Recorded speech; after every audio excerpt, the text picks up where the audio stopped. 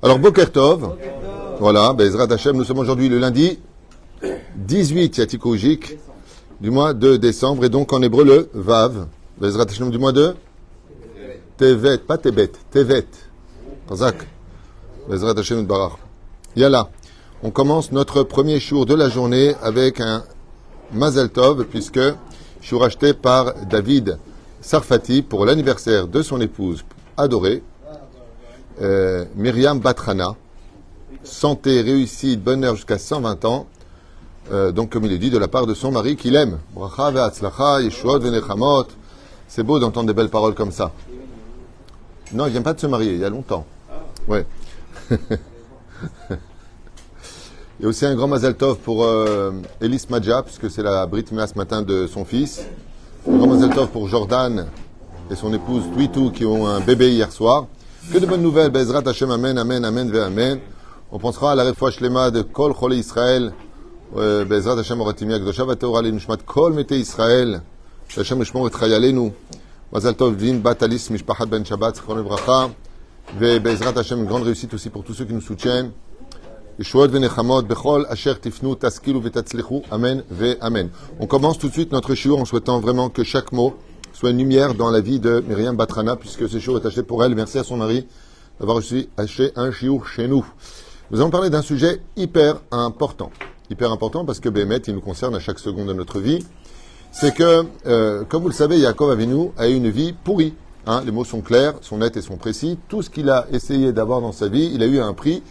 Vraiment, on peut se demander si ça en valait la chandelle. Ok ? Il est parti pour prendre, il a obéi à sa mère, prendre le droit d'aînesse, ça lui a coûté la haine de son frère.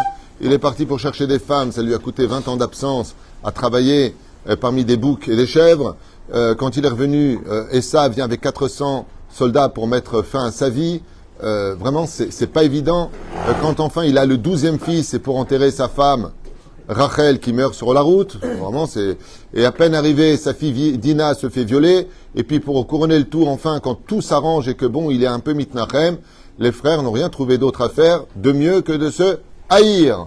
Et donc ils vont vendre son fils qui était le plus proche de lui, non pas le préféré, mais le plus proche de lui, c'est Yosef, le tzaddik, hein, et qui va disparaître. Et Yaakov Avinu, à un moment, c'est pas qu'il baisse les bras, mais klakt, comme on dit en yiddish, klakt menejemsh, zeu nigmar. Yaakov Avinu, yan poplo. Pendant les 13 années où il ne verra pas son fils, la Shrina le quittera parce qu'il sera triste, il sera défait. Et les frères ne boiront pas de vin, parce que c'est marqué dans le paracha, ils ont bu du vin. Pourquoi tu nous dis qu'ils ont bu du vin? Parce que pour te dire que jusqu'à cette période, ils ne buvaient pas de vin, parce que le vin donne de la joie. Et Yaakov Avinu Alav Shalom, ni il dormait, ni il s'allongeait, ni il buvait du vin, il était triste. Et le pire de l'histoire, c'est pas ça, c'est que il y a une chose que voulait surtout pas Yaakov Avinu, mais surtout pas, c'était descendre en Égypte.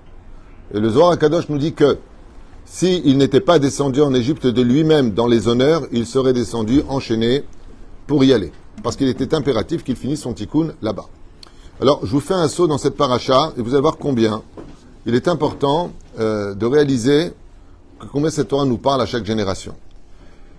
Yaakov est inquiet de descendre. Pourquoi il ne veut pas descendre? Dafka, les plus belles années, les 17 années finales de Yaakov, parce qu'il a 130 ans quand il arrive en Égypte, il est mort à 147 ans. Donc, il a 17 ans. La Torah nous dit que c'était les plus belles années de sa vie. Les plus belles. Il a pu étudier tranquillement en Galout. Il avait sa yeshiva, il avait sa synagogue, il avait ses élèves. Kol Tebeseder, le RMI, le RSA, qu'est-ce qu'il y avait encore? Le chômage, il y avait tout. Tous ses enfants étaient autour de lui. Les mois d'août à Jean-les-Pins, à Deauville, à la Grande Motte. Goshen Plage. Bon, mais qui sont, la vie est belle. La vie est belle, petite voiture. La vie est belle. Bémet, la vie est belle. Moi, j'ai connu des rabbinim à Los Angeles. Ils me racontent leur vie. Elle est de qualité. Les rabbinim en France, ils travaillent. Attention, c'est pas des fainéants, chas v'shalom. Ils travaillent dur, même. C'est pas évident. Mais il y a les vacances, il y a les vacances. Non, rien. Bémet. La vie en Israël, moi, je vous dis ça pas de ce que je pense. Des rabbinim qui étaient en France, raves de communauté qui sont venus ici, Là-bas, ils avaient le soleil, maintenant, c'est eux les soleils des autres.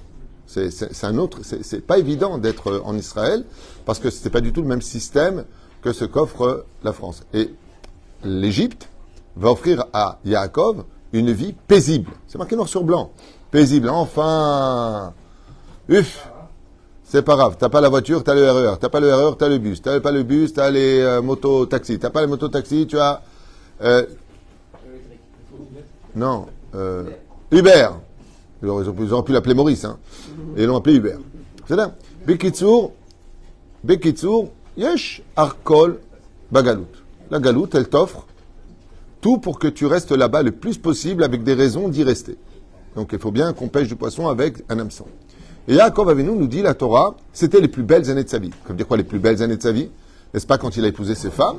N'est-ce pas quand Akadosh Baruch Hu lui ramène son fils? Non, les plus belles années, c'est quand il est chez lui. Davka, quand il sera en Égypte, à Goshen, il verra très, très, très rarement Yosef. C'est un truc de fou.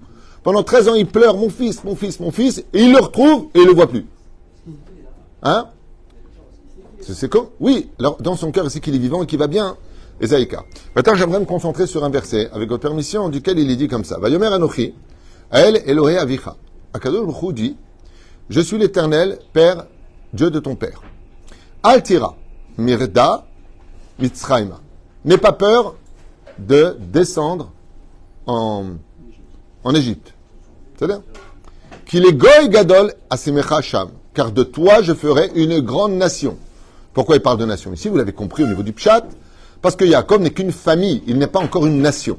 Donc il va falloir, à l'image de la semence qui pénètre là, l'ovule, faire naître cette nation. 70 vont descendre en Égypte, comme c'est marqué, et là va naître une nation, Sham, là-bas. Pourquoi? Pour remonter. Comme un enfant grandit, on sort d'Égypte pour monter en Israël. Anochi Ered Imecha, Mitzrayma. Et donc il dit, ne t'inquiète pas. Et de là, on comprend quelle était l'inquiétude de Yaakov, puisque là, c'est marqué, ne t'inquiète pas quoi, je viens avec toi. Donc pourquoi Yaakov avait peur de quitter Israël? Parce que Dieu, comme il est que en Israël, c'est pour ça que quand on est en France, à Tombouctou, où tu veux, on se retourne vers son interlocuteur en Israël. Il dit, moi, je peux pas te laisser comme va faire Yona plus tard. Il va vouloir quitter Israël pour pas que tu lui parles. Moi, je veux rester avec toi, je veux rester en Israël. Et Dieu lui dit, n'aie pas peur, Anochi Ered Imecha Mitzrayma. Je viens avec toi là-bas. Ouf. Vanochi Aelcha Gam Alo. Et monter, je te ferai remonter. Mais Yosef Yashit Yado Alainecha. Et Yosef mettra ta main sur tes yeux. Qu'est-ce que ça veut dire ce langage? Yosef mettra sa main sur tes yeux. Vous savez que Min Adin, on va parler du Kirat Shema et vous allez comprendre des choses très importantes. Vous savez que Min Adin, on n'est pas obligé de mettre la main pour le Kirat Shema. Donc là, ici, je finis le verset. Et ne t'inquiète pas, celui qui sera ton héritier, qui deviendra Asfirat à Yesod, c'est lui qui te fera le Shema Israël. Comme ça disent les Chachamim. Ainsi écrit le Zohar. Mazé mettra ta main sur tes yeux. De là, quand une personne décède, au fils de faire le Kirat Shema, où la personne présente, comment j'ai fait pour mon beau-père, que Dieu repose son âme, de lui poser la main sur les yeux et de faire le Kirat Shema. Pourtant, Min Adin en Shulchan Aruch, il n'y a pas de Inyan de mettre la main sur les yeux pour le Kirat Shema. Mais dans l'instant T, là, dans l'étude telle qu'on est en train d'avoir, il est en train de lui dire, et ne t'inquiète pas, celui à qui tu tenais tellement, qui te tienne la main, que tu ne savais pas où il était, c'est lui qui te fermera les yeux. Bon, ça finit bien, The End. Ok? Mais qu'est-ce qu'il a voulu lui dire par là? Vous savez que la Torah, c'est pas que du pshat, c'est aussi du sod. Et là, Min Adin, si je fais le schéma Israël sans mettre la main sur les yeux, je ferme simplement les yeux et je dis schéma Israël, Hashem Elokeinu, Hashem Echad. Vous avez cédé ou pas? Mais c'est d'Argamon. Je ne suis pas obligé de faire ça. Minag Israël. D'où vient ce minag? De ce verset-là. Yashit Yado Alainecha.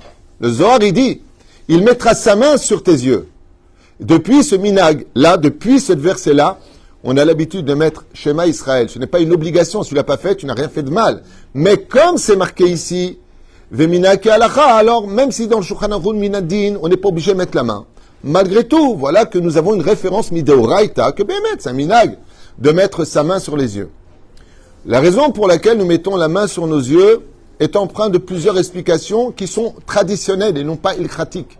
La première d'entre elles, parce que tu reçois Ol Malchut Shamaim Shema, Shin Ain Mem. C'est les initiales de Ain, Ol, Mem, Malchut, Shin Shamaim. Donc, comme tu as la Shrina qui descend dès que tu fais le Shema Israël, on ne regarde pas, on ne regarde pas la Shrina comme a fait la faute de Havel, qui a regardé la Shrina. Donc, on met la main sur les yeux. Mais ça répond pas à la question. Il dit pourquoi? Il t'avait qu'à fermer les yeux. Aval Behemet, on sait que quand, la tradition nous dit que quand Moshe s'est mis, il s'est couvert avec son bras. Mais la reine, c'est une explication qui est donnée dans un des livres, le Méchané. L'autre explication, pour qu'il soit concentré. C'est vrai que quand tu as les yeux ouverts, t'es pas concentré. Parce que quand tu fais Shema Israël, tu dois être absolument concentré dans les kavanot, comme l'explique le Rambam. Shema, reçoit. Pas simplement écoute. Sois réceptif. D'accord? Shema Israël. Shema, c'est les initiales de Shin Mem Ain. Reçois que tu as rendez-vous 3 fois par jour. Shaharit Mincha Arvit. Récitivot, Shin Mem Ain. Shaharit, Shin, Mincha, Mem, Ain, Arvit. Tu as 3 rendez-vous. Shema. Il faut que tu sois réceptif de ce rendez-vous avec le Créateur du monde. Israël, quand tu fais quelque chose, fais-le au nom de tout Israël, car la Shrina vient bénir son peuple. Ce qui fait que quand il bénit son peuple, même si tu n'es pas méritant, grâce au fait que tu appartiens à la nation d'Israël et que tu vives parmi cette nation, tu prends cette bracha à l'échelle nationale. Hachem Elokeinu, on va l'expliquer, Hachem Echad. Le Rambam dit, Mazé Echad, Dieu est unique, Chet, il dirige les 7 olamot en haut et en bas, plus lui-même, Yotze Shmoné, Dalet, les 4 points cardinaux d'univers. Bon, c'est des kavanot, il y en a d'autres, sachez qu'il y en a beaucoup d'autres, mais pour cela, donc, je me considérerai comme seul et je vais comme fermer la porte dans la chambre pour me concentrer. Donc je mets ma main. Il y en a qui vont faire le pouce et l'auriculaire sur les yeux et mettre tes 3 doigts en souvenir d'Abraham, Yaakov. Il n'y a aucune obligation, tu peux faire ça, tu peux faire ça, tu peux faire ce que tu veux. En ba'aya. Mais il y a une explication qui est beaucoup plus profonde que j'aimerais partager avec vous. La Gemara dans Masechet Pesachim, Bedav Nun, elle nous dit qu'il y a une différence absolue entre le Olam Haba et le Olam Hazé. Le monde futur et le monde dans lequel on vit. Car, dans le monde dans lequel on vit, pour une bonne nouvelle, on dit Baruch Ata Hashem, Atov ve'ametiv. Atov ve'ametiv. Pour une bonne nouvelle, on t'apprend une bonne nouvelle quand tu obtiens quelque chose de nouveau. Tu dis Chez Hayanu. Mais on t'apprend une bonne nouvelle. Tu as gagné, par exemple, de te marier avec une femme et elle accepte ce shidour et cette nouvelle te donne de la joie. Baruch Atov ve'ametiv. C'est pour une bonne nouvelle. Mais pour une mauvaise nouvelle, qu'est-ce qu'on dit? Dayan ha'emet. Baruch ata Hashem Elokeinu melech haolam. Dayan ha'emet. Ça veut dire que les mauvaises nouvelles, il y a marqué Dayan ha'emet, juge de vérité. Par contre, dans le Olam Haba, qu'est-ce qu'on dit? On ne dit que Atov v'ametiv. Il n'y a pas de Dayan ha'emet là-bas. Là-bas, c'est que Atov v'ametiv, Atov v'ametiv, Atov v'ametiv. Ce qui fait que la Torah orale nous apprend dans Psachim qu'il y a 2 façons d'être réceptionniste, ça se dit? Réceptif. Ouais, le réceptionniste, ça me faisait un peu... C'est un peu le pianiste. Ouais. Hein? Ouais, réceptionniste. Bon, arrêtez de faire les lourds, je reviens en arrière. Réceptif. Faites un cours voix à 8h du matin comme moi. Vas-y, viens prendre ma place.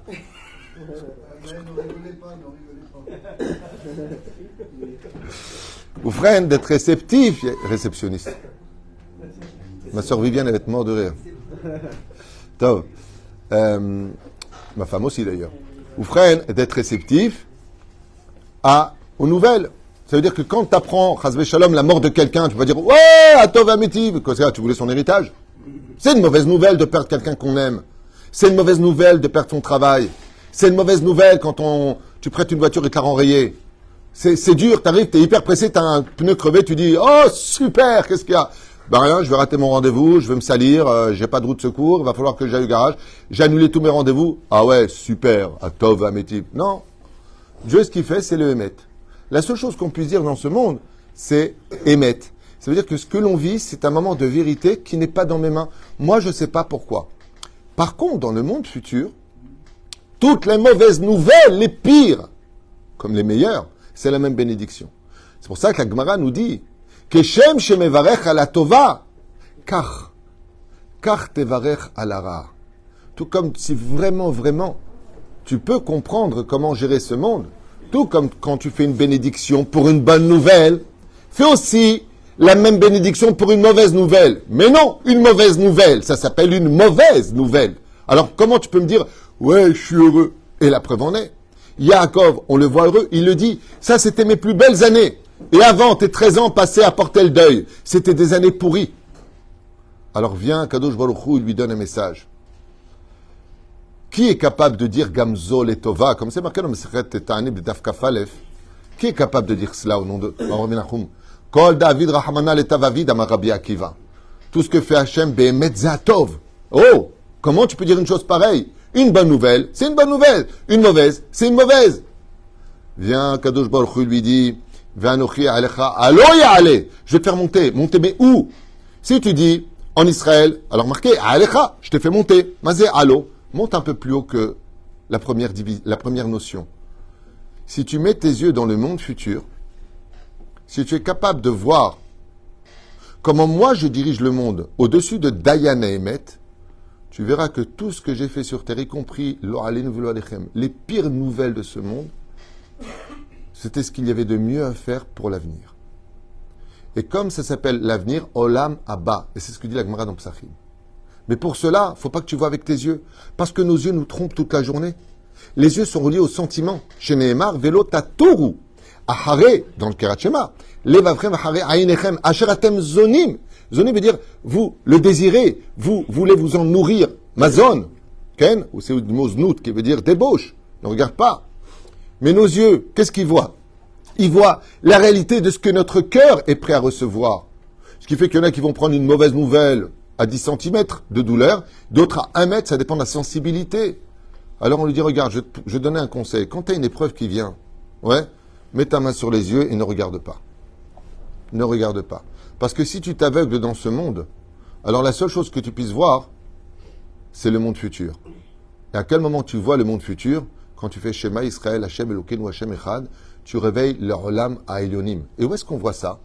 Dans le mot Hashem Elokeinu, Hashem Echad. Mazé Omer. Hashem, quand tu dis Shema Israël, Hashem, Yud Kevavke, c'est bonté ou rigueur? Bonté. Elokeinu, c'est rigueur ou bonté? Rigueur. Echad.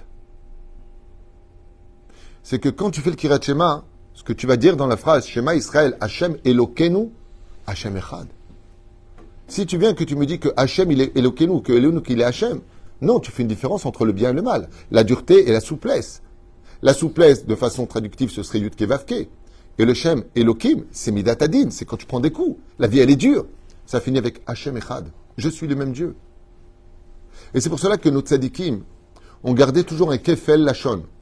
Quand Dieu les appelle, Abraham, Abraham, Yaakov, Yaakov, Moshe, Moshe. Pourquoi tu les appelles 2 fois? Parce que la Torah veut te dire qu'eux, ils étaient capables de voir constamment le monde futur. Ils ne sont pas capables de voir maintenant. Ils sont capables de voir que le mal qu'ils subissent aujourd'hui, c'est pour qu'ils soient les héritiers du monde futur dans le monde de lumière.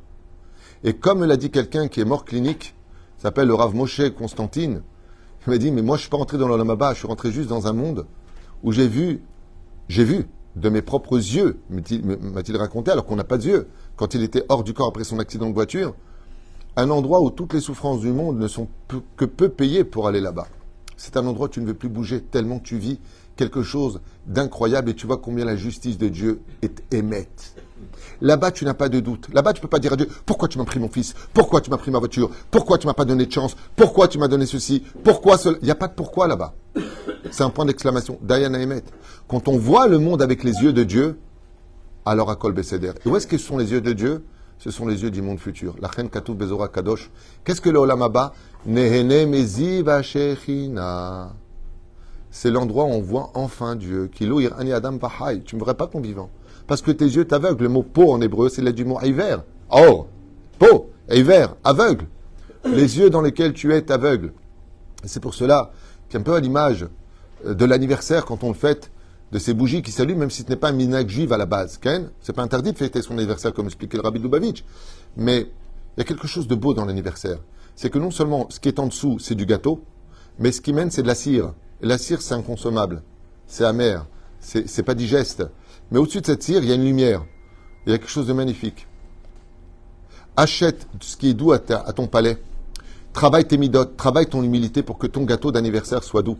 Même s'il y a de la cire qui est amère, ne regarde jamais la cire, regarde au-dessus. Couvre tes yeux et laisse-les découvrir cette lumière qui est devant toi, qui est la lumière du monde futur. Ce qu'on appelle la lumière du Olam Haba.